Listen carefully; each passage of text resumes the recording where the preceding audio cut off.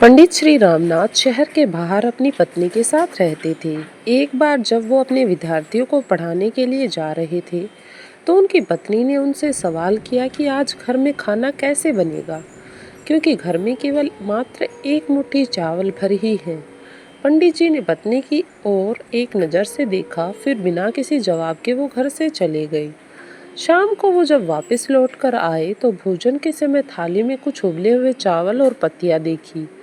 यह देखकर उन्होंने अपनी पत्नी से कहा, भद्रे, ये स्वादिष्ट शाक जो है वो किस चीज़ से बना है?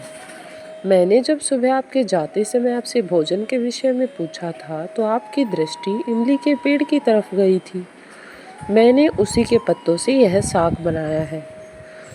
पंडित जी ने बड़ी निश्चितता के साथ कहा, अगर इमली के पत्तों का साग इतना स्वादिष्ट होता है, फिर तो हमें चिंता करने की कोई आवश्यकता ही नहीं है। अब तो हमें भोजन की कोई चिंता ही नहीं रही, क्योंकि भोजन तो हमारे घर पर ही उपलब्ध है और वहीं से हमें अपने लिए भोजन मिल जाएगा। जब नगर के राजा को पंडित जी की गरीबी का पता चला तो राजा ने पंडित को नगर में आकर रहने का प्रस्ताव दिया, किंतु पंडित ने मना कर दिया। तो राजा हैरान हो गया और स्वयं जाकर उनकी कुटिया में उनसे मिलकर इसका कारण पूछा और बताने के लिए उनसे आग्रह किया।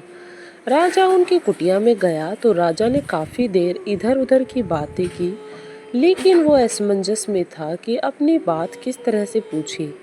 लेकिन फिर उसने हिम्मत कर पंडित जी से पूछ ही लिया कि आपको किस चीज़ का कोई अभाव तो नहीं है, कोई चीज़ ऐसी तो नहीं है जो आपके पास उपलब्ध ना हो।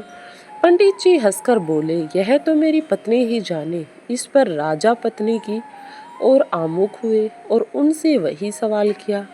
तो पंडित जी की पत्नी ने जवाब दिया कि अभी मुझे किसी भी तरीके का अभाव नहीं है, क्योंकि मेरे पहनने के वस्त्र इतने नहीं फटे हैं कि वो पहने ना जा सके, और पानी का मटका भी तनिक नहीं फूटा है कि उसमें पानी नहीं आ सके, और इसके बाद मेरे हाथों की चूड़ियाँ जब तक है, मुझे किसी चीज़ का क्या अभाव हो सकता है।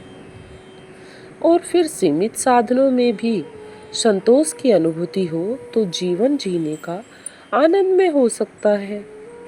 इस तरह से राजा उसकी पत्नी की बातें सुनकर आश्चर्यचकित हुआ और राजा को बड़ी ही हैरानी हुई कि देखो, थोड़े से धन में भी ये कितना संतोष है। इसी प्रकार मनुष्य भी अगर अपने जीवन में चाहे तो संतोष प्राप्त कर सकता है।